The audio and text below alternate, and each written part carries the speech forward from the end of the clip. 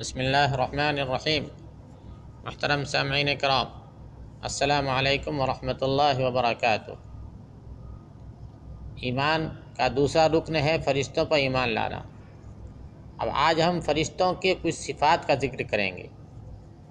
چنانچہ مؤلفین فرماتے ہیں فرشتے ایک حقیقی مخلوق ہیں، ان کی حقیقی اجسام ہیں اور ان کی خلقی اور خلقی صفات ہیں، یعنی وہ ایک وہمی یا خیالی مخلوق نہیں ہے جیسے پریت، بھوت، پری یا اس جیسے وہمی اور خیالی بہت سی چیزیں لوگوں کے درمیان مشہور ہے۔ تو فرشتے ایسے کوئی خیالی یا وہمی چیز نہیں ہے بلکہ حقیقی ہے۔ جیسے انسان حقیقی ہے اسی طریقے سے فرشتے کا وجود بھی حقیقی ہے۔ تو اور مزید تفصیلات فرماتے ہیں کہ اللہ تعالیٰ نے فرشتوں کو بڑی طاقتور شکل میں پیدا فرمایا ہے، جو ان کے بڑے بڑے اعمال کے شایان شان ہیں۔ وہ اعمال جو اللہ تعالیٰ نے انہیں آسمان اور زمین کے سپرد کیے ہیں، تو وہ جو ہے بہت طاقتور مخلوق ہے۔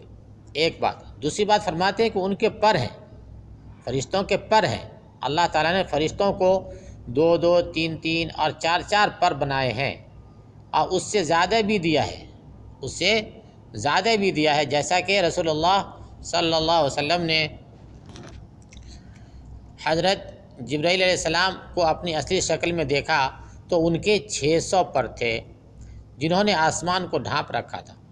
ارشاد باری تعالیٰ ہے الحمدللہ فاطر السماوات والارض جاعل الملائکہ رسلا اولی اجنحۃ مثنی وثلاث ورباع یزید فی الخلق ما یشاء، کہ اللہ تعالیٰ کے لیے تمام تعریفیں سزاوار ہیں، جو ابتداءً آسمانوں اور زمینوں کا پیدا کرنے والا اور 2 3 3 4 پروں والے فرشتوں کو اپنا پیغمبر یعنی قاصد بنانے والا ہے۔ مخلوق میں سے جس قدر چاہے اضافہ کرتا ہے، وَيَزِيدُ فِي الْخَلْقِ مَا يَشَاءُ، اور مخلوق میں سے جس قدر چاہے اضافہ کرتا ہے، یعنی پروں میں کسی کے 2 3 3 4 ہیں اور کسی کو اس سے زیادہ بھی پر دے دیتا ہے۔ اسی طریقے سے فرماتے ہیں کہ وہ فرشتے کھانے پینے کے محتاج نہیں ہیں۔ اللہ تعالیٰ نے فرشتوں کو اس طرح پیدا فرمایا ہے کہ وہ نہ کھانے کے محتاج ہیں اور نہ پینے کے، اور نہ وہ شادی کرتے ہیں اور نہ ہی ان کے آگے نسل چلتی ہے۔ اسی طریقے سے فرشتے صاحب عقل و خرد اور دل والے ہیں، انہوں نے اللہ تعالیٰ سے کلام کی ہے اور اللہ تعالیٰ نے انہوں نے آدم علیہ السلام اور دیگر انبیاء علیہ السلام سے بھی کلام کی ہے فرشتے۔ اسی طرح فرماتے ہیں وہ اپنی حقیقی شکل کے بجائے دوسری شکل بھی اختیار کرنے پہ قادر ہیں۔ اللہ تعالیٰ نے فرشتوں کو یہ طاقت و قوت عطا کی ہے کہ وہ انسانوں میں سے مرد کی شکل و صورت اختیار کر لیتے ہیں۔ اس میں ان بت پرستوں پر رد ہے، اس میں ان بت پرستوں پر رد ہے جو یہ اعتقاد رکھتے ہیں کہ فرشتے اللہ تعالیٰ کی بیٹیاں ہیں اور ہم اس کی شکل اختیار کرنے کی کیفیت کو نہیں جانتے، سوائے اس کے کہ وہ اتنی باریک بینی سے شکل تبدیل کرتے ہیں کہ ان میں اور عام انسانوں میں فرق کرنا مشکل ہو جاتا ہے۔ یعنی بتانا یہ ہے کہ فرشتے جو ہے اپنی شکل بھی بدل سکتے ہیں۔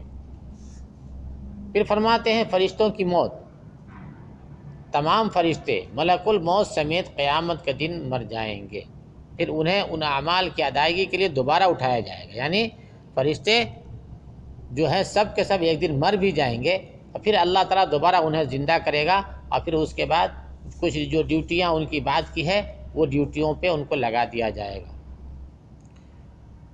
فرشتوں کی عبادت، یعنی فرشتے عبادت کرتے ہیں۔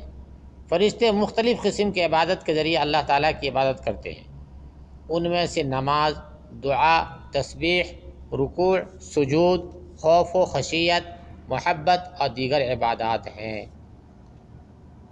فرشتوں کے عبادات کے اوصاف مندرجہ ذیل ہیں۔ نمبر 1، عبادات میں بغیر سستی و اکتاہٹ کے دوام و استمرار کرتے ہیں۔ نمبر 2 اخلاص و للہیت۔ نمبر 3 اطاعت و فرمانبرداری کرنا اور نافرمانی سے گریز کرنا، کیونکہ وہ گناہوں اور نافرمانیوں سے معصوم ہے۔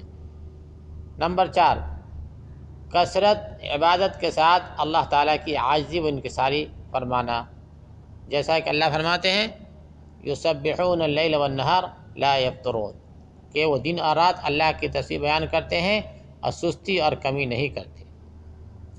تو یہ فرشتوں سے متعلق مختصر سی معلومات ہوئی، انشاءاللہ اور دیگر معلومات ہم اگلے اسباق میں پیش کرنے کی کوشش کریں گے۔ وآخر دعوانا ان الحمد للہ رب العالمین۔